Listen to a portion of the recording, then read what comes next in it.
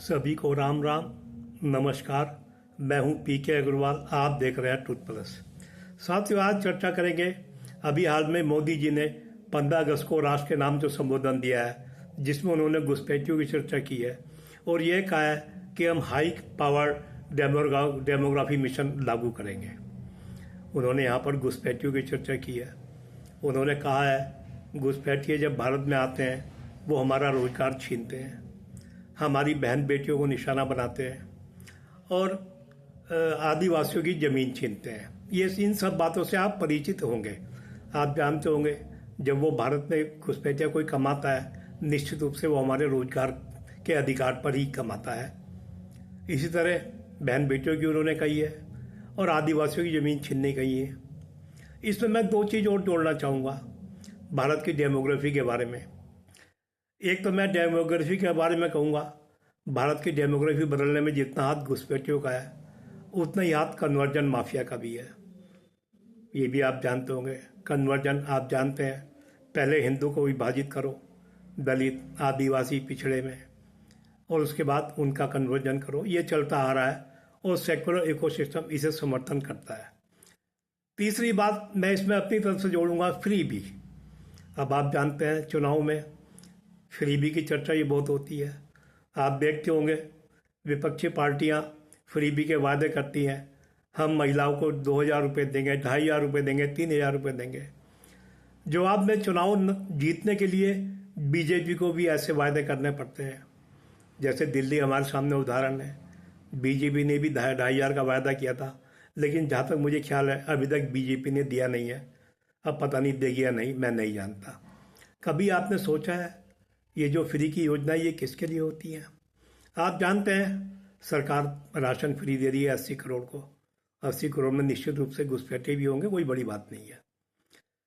आप जानते हैं सरकारें, सेकुलर सरकारें बिजली भी फ्री देती हैं, पानी भी फ्री देती है, यहाँ तक कि बस में आना जाना भी फ्री कर देती है।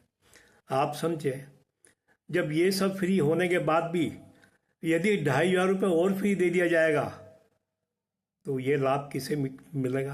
क्या ये बांग्लादेशी इसका लाभ नहीं उठा रहे होंगे?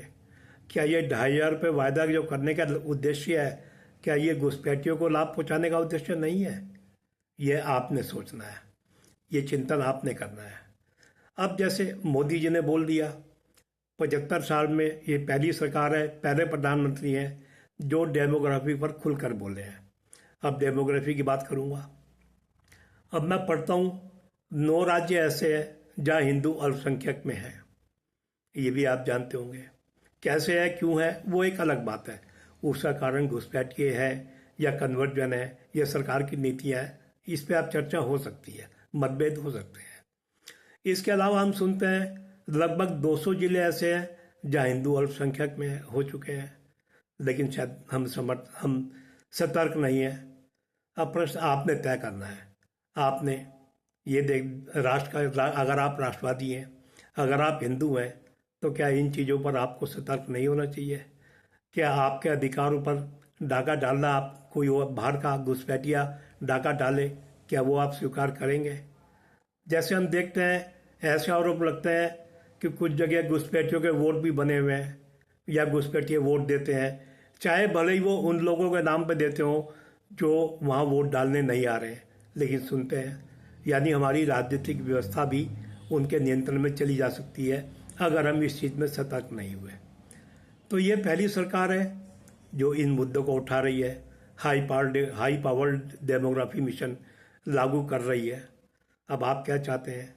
क्या सरकार इस पर आगे चले? अब इस पर सरकार आगे चले, इसमें सबसे बड़ी जिम्मेदारी किसकी है? सरकार तो आगे चलेगी। सरकार को शक्ति कौन देगा? शक्ति तो आप और हम ही देंगे ना। आप और हम कौन? देश में 2 इकोसिस्टम है, एक राष्ट्रवादी इकोसिस्टम है, एक कह सकते हैं आप लेफ्ट लिबरल सेकुलर, मैं तो उसे डीप स्टेट कहता हूँ, वो इकोसिस्टम है। एक इकोसिस्टम ऐसा है जो हिंदुओं की बात करता है, भारत की बात करता है, भारत के प्राचीन गौरव की बात करता है। एक इकोसिस्टम ऐसा है जो हिंदुओं के लिए आतंकवादी बोलता है, हिंसक बोलता है, जो घुसपैठियों के साथ खड़ा होता है। ये तो सब आप जानते ही होंगे ना। अब मोदी को शक्तिशाली बनाना तो आपके जिम्मेदारी में है ना। अगर आप मोदी को कमज़ोर बना देंगे तो आपके लिए कौन खड़ा होगा? तो अब मोदी को शक्तिशाली कैसे बनाएंगे आप? भाई मोदी 2 चुनाव में मोदी जी बहुमत लेकर आए, तीसरे चुनाव में तो आपने मोदी जी को सीटें कम कर दी ना, मोदी जी को कमज़ोर कर दिया ना, मोदी जी सहयोगियों के ऊपर आश्रित हो गए ना। तो ऐसी स्थिति ना आए। यदि आप भी चाहते हैं भारत घुसपैठियों से मुक्त हो, आपकी आपके रोजगार के अधिकार पर डाका ना पड़े, आपके टैक्स के पैसे से उन्हें फ्री भी ना मिले। और सवाल यह भी है, जब धर्म के आधार पर भारत का विभाजन हो गया तो धर्म के आधार पर उन्हें भारत में आना ही क्यों चाहिए? यह आपने तय करना है। ये वो सिस्टम तय नहीं करेगा जो घुसना चाहता है और जो उसे सपोर्ट करना चाहता है। अगर आप भी चाहते हैं भाई अलग देश ले लिया तो आप अलग देश में रहो, खुश रहो, हमें कोई दिक्कत नहीं है। हमारे देश में क्यों आते हैं? रोजगार के लिए हमारे देश में क्यों आना? जमीन घेरने के लिए हमारे देश में क्यों आना? हमारी बहन बेटियों को खतरा क्यों करना? हमारे राजनीतिक व्यवस्था में दखल क्यों देना? ये सतर्क तो आपको होना है ना। तो आप जागरूक होइए, आपका इस मामले में चिंतन कीजिए, सतर्क होइए। और अगर आप चाहते हैं कि इन सब बीमारियों से, इन सब समस्याओं से आपको छुटकारा मिले तो आप मोदी को मजबूत कीजिए। मोदी को मजबूत करने का मतलब केवल लोकसभा में वोट देना ही नहीं होता, विधानसभा में भी वोट देना जरूरी होता है कि विधानसभा की का बहुमत राज्यसभा के बहुमत की गारंटी देता है। तो मोदी जी को मजबूत करिए। और यदि आप मोदी जी को मजबूत नहीं करते हैं तो फिर जो चल रहा है 75 साल से जो चल रहा है, फिर उसे बर्दाश्त करने को तैयार रहिए। फिर आप किसी को से शिकायत करने का अधिकार नहीं रखेंगे कि हमारे साथ अत्याचार हो रहा है, हमारे सारे अधिकार छीन लिए गए हैं, हमारे संसाधनों पर कब्जा हो गया है, हमारे रोजगार, हमारे टैक्स, वो उसका लाभ कोई और ले रहा है। तो आप भी सावधान होइए, सतर्क रहिए, मोदी जी को मजबूत करिए। मैं तो आपसे इतनी ही गुजारिश करूँगा। तो वीडियो पसंद आए तो वीडियो को लाइक करें, शेयर करें, चैनल को सब्सक्राइब करें। फिर मिलते हैं अगले वीडियो में, तब तक के लिए धन्यवाद।